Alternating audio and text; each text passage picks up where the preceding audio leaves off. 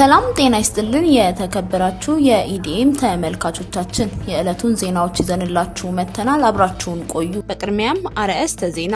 ባለፉት 2 ዓመታት የነበረው የኪራይ ውል መጠናቀቁን ተከትሎ ከ50 እስከ 100 በመቶ የሚደርስ የኪራይ ጭማሪ በተከራዮች ላይ እየተደረገ ነው። የዓለም ጤና ድርጅት የኢቦላ ወረርሽኝን ተከትሎ ዓለም አቀፍ አስቸኳይ የጊዜ አዋጅ አወጀ። አሜሪካ ለኢራን በሰጠችው የድርድር ምላሽ ተጨባጭ የስምምነት ሐሳብ የለውም ተብሏል። በዩናይትድ አረብ ኤሚሬትስ በኒውክሌር ማዕከል በተፈጸመ የድሮን ጥቃት ጉዳት አለመድረሱን ተገልጿል።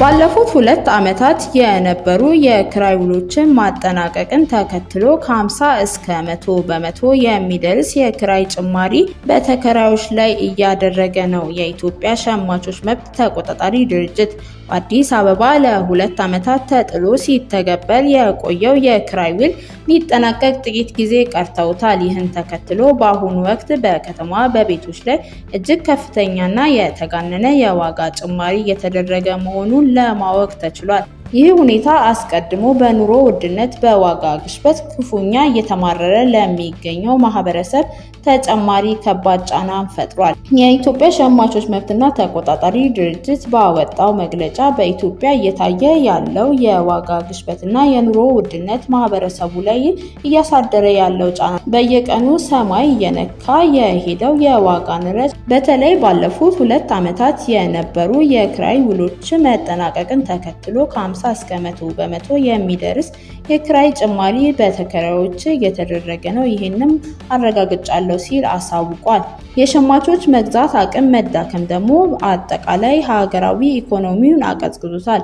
በተጨማሪም በነዳጅ አቅርቦት ስርጭት በእጥረትና የዋጋ ጭማሪ ደግሞ ችግሩን አባብሶታል ብለዋል። የድርጅቱ መስራችና ዋና ዳይሬክተር አቶ ቆምላቸው አበበ ድርጅቱ በአዲስ አበባ የተለያዩ አካባቢዎች ጥናት ማድረጉንና ለኪራይ ንረቱ አሉታዊ አስተዋጽኦ ያደረጉ ሁኔታዎችን መታዘቡ እንዲሁም ጭማሪ መደረጉን መመልከቱንም ገልጿል። አብዛኛው ተከራይ ዝቅተኛ ገቢ ያለው መሆኑ ካለው የኑሮ ውድነት ጋር ተደምሮ በተለይ የመኖሪያ ቤት ጉዳይ የኢኮኖሚና የተረጋጋ ማህበረሰብ ከመገንባት አንጻር አስተዋጽኦ ስላለው ልዩ ትኩረት ይሻል ማህበረሰቡ ላይ ምስቅልቅል እየፈጠረ ነው ሲል ተናግሯል። በሌላ በኩል በአከራዮች ላይ የተጣለው ከፍተኛ የታክስ መጠን አከራዮች ይህንኑ ታክስ ወደ ተከራይ እንዲያስተላልፉና ከውል ውጪ ተጨማሪ ክፍያ እንዲጠይቁ ምክንያት ሆኗል። ለዚህም ከመንግስት መፍትሄ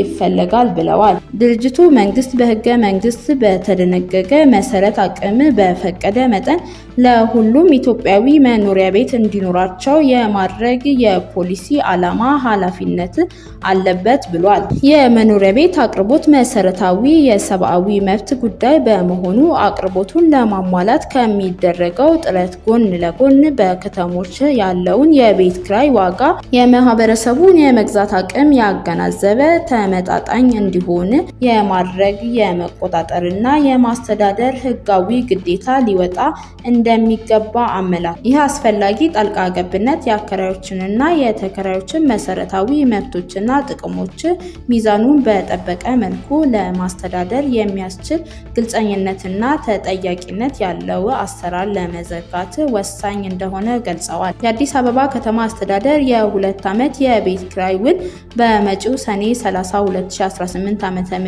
የሚያበቃ መሆኑን ገልጸዋል። ይህን አስመልክቶም ጥናት እያስጠና መሆኑን ተናግሯል። በጥናቱ መሰረት የኪራይ ዋጋ ባለበት እንደሚቀጥል አሊያም ባለው የገበያ ዋጋ መሰረት የሚጨመር ወይም የሚቀነስ መሆኑን ለማህበረሰቡ አሳውቀዋል።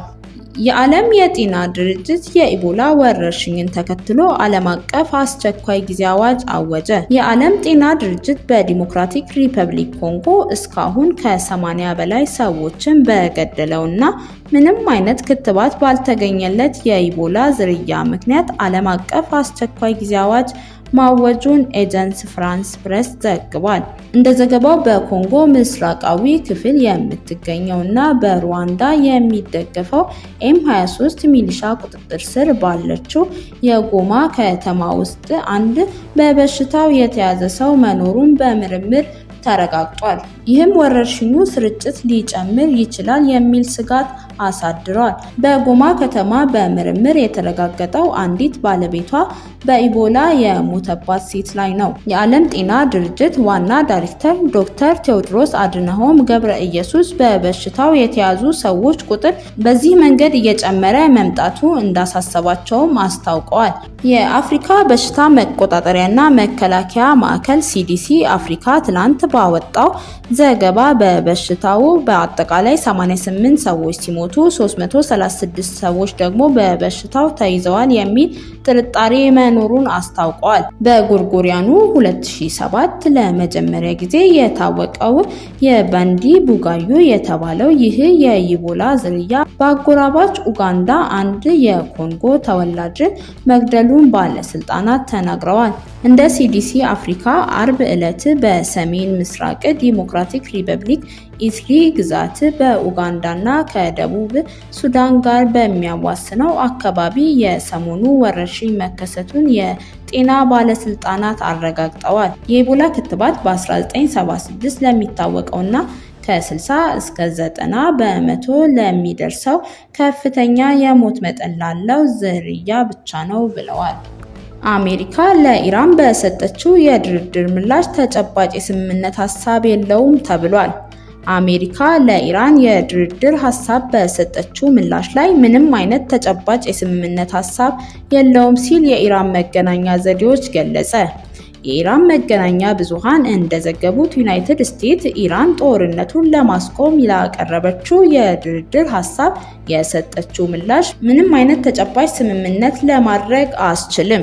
ዋሽንግተን ኢራን አንድ የኒውክሌር ጣቢያ ብቻ እንዲኖራት ከፍተኛ የበለጸገ የዩራኒየም ክምችቷን ወደ አሜሪካ እንድታስተላልፍ የሚጠይቅ 5 ነጥቦችን የያዘ ዝርዝር ሀሳብ አቅርባለች። አሜሪካ ከኢራን ውጪ የታገዱ ንብረቶችን 25 በመቶ እንኳን ለመልቀቅ ወይም በየካቲት 28 በተካሄደው ጦርነት ወቅት በኢራን ላይ ለደረሰው ጉዳት ምንም አይነት ካሳ ለመክፈል ፈቃደኛ አልሆነችም። አሜሪካ ድርድሩ ሲጀመር በሁሉም ግንባሮች ላይ ጦርነት እንዲቆም ቅድመ ሁኔታ አስቀምጣለች።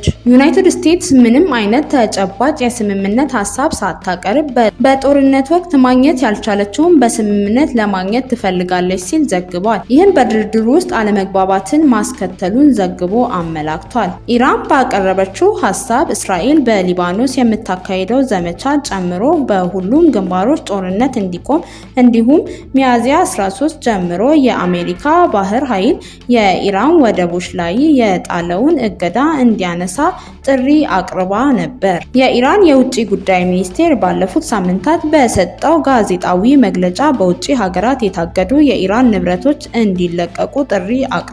ቴህራን ጦርነቱ ከተጀመረበት ጊዜ ጀምሮ አብዛኛውን ተዘግቶ የቆየውን ወሳኝ የነዳጅ ዘይት ማስተላለፊያ የሆነውን የሆርሙዝ የባህር ሰምጥ ማስተዳደሯን እንደምትቀጥል አስታውቃለች። በዩናይትድ አረብ ኤምሬትስ በኒውክሌር ማዕከል በተፈጸመ የድሮን ጥቃት ጉዳት አለመድረሱን ተገለጸ።